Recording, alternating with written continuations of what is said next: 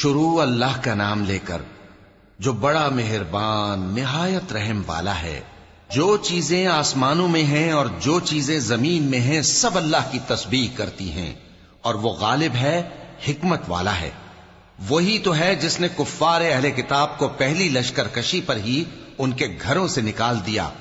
مسلمانوں، تمہارے خیال میں بھی نہ تھا کہ وہ نکل جائیں گے، اور وہ لوگ یہ سمجھے ہوئے تھے کہ ان کے قلعے ان کو اللہ کے عذاب سے بچا لیں گے، مگر اللہ نے ان کو وہاں سے آ لیا جہاں سے ان کو گمان بھی نہ تھا، اور اس نے ان کے دلوں میں دہشت ڈال دی کہ اپنے گھروں کو خود اپنے ہاتھوں اور مومنوں کے ہاتھوں سے اجاڑنے لگے۔ تو اے بصیرت کی آنکھیں رکھنے والو، عبرت حاصل کرو۔ اور اگر اللہ نے ان کے بارے میں جلا وطن کرنا نہ لکھ رکھا ہوتا تو ان کو دنیا میں بھی عذاب دے دیتا، اور آخرت میں تو ان کے لیے آگ کا عذاب تیار ہے ہی۔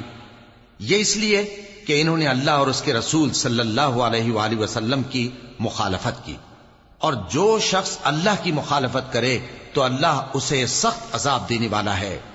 مومنوں، کھجور کے جو درخت تم نے کاٹ ڈالے یا ان کو ان کی جڑوں پر کھڑا رہنے دیا، سو یہ اللہ کے حکم سے تھا، اور اس سے مقصود یہ تھا کہ وہ نافرمانوں کو رسوا کرے۔ اور اے مسلمانوں، جو مال اللہ نے اپنے پیغمبر کو ان لوگوں سے جنگ کے بغیر دلوایا ہے اس میں تمہارا کچھ حق نہیں، کیونکہ اس کے لیے نہ تم نے گھوڑے دوڑائے نہ اونٹ، لیکن اللہ اپنے پیغمبروں کو جن پر چاہتا ہے غالب کر دیتا ہے، اور اللہ ہر چیز پر قادر ہے۔ جو مال اللہ نے اپنے پیغمبر صلی اللہ علیہ وآلہ وسلم کو بستیوں والوں سے دلوایا ہے وہ اللہ کے اور پیغمبر کے قرابت والوں کے اور یتیموں کے اور حاجت مندوں کے اور مسافروں کے لیے ہے، تاکہ جو لوگ تم میں دولت مند ہیں انہی کے ہاتھوں میں نہ گردش کرتا رہے، اور جو چیز تم کو پیغمبر صلی اللہ علیہ وآلہ وسلم دیں وہ لے لو، اور جس سے منع کریں اس سے باز رہو، اور اللہ سے ڈرتے رہو، بے شک اللہ سخت عذاب دینے والا ہے۔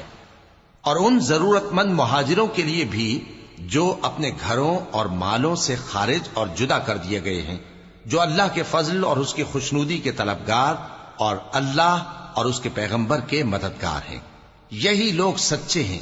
اور ان لوگوں کے لیے بھی جو مہاجرین سے پہلے اس گھر یعنی مدینے میں مقیم ہیں اور ایمان میں مضبوط ہیں، اور جو لوگ ہجرت کر کے ان کے پاس آتے ہیں وہ ان سے محبت کرتے ہیں، اور جو کچھ ان کو ملا اس سے اپنے دل میں کچھ خواہش اور خلش نہیں پاتے، اور ان کو اپنی جانوں پر مقدم رکھتے ہیں خواہ وہ خود بھی فاقے سے ہوں۔ اور جو شخص خود غرضی سے بچا لیا گیا تو ایسے ہی لوگ بامراد ہیں۔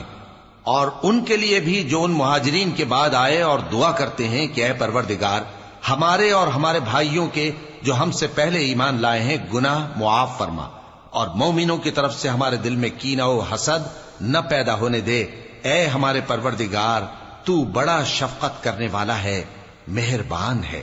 کیا تم نے ان منافقوں کو نہیں دیکھا جو اپنے کافر بھائیوں سے جو اہل کتاب ہیں کہا کرتے ہیں کہ اگر تم جلا وطن کیے گئے تو ہم بھی تمہارے ساتھ نکل چلیں گے اور تمہارے بارے میں کبھی کسی کا کہا نہ مانیں گے، اور اگر تم سے جنگ ہوئی تو تمہاری ہی مدد کریں گے، مگر اللہ ظاہر کیے دیتا ہے کہ یہ جھوٹے ہیں۔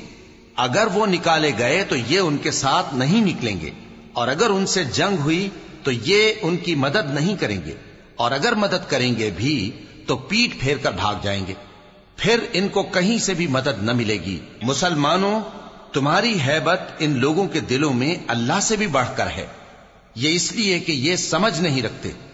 یہ سب جمع ہو کر بھی تم سے نہیں لڑ سکیں گے مگر بستیوں کے قلعوں میں پناہ لے کر یا دیواروں کی اوٹ سے۔ ان کے آپس میں بھی بڑی لڑائی رہتی ہے، تم خیال کرتے ہو کہ یہ اکٹھے ہیں، حالانکہ ان کے دل پھٹے ہوئے ہیں۔ یہ اس لیے کہ یہ بے عقل لوگ ہیں۔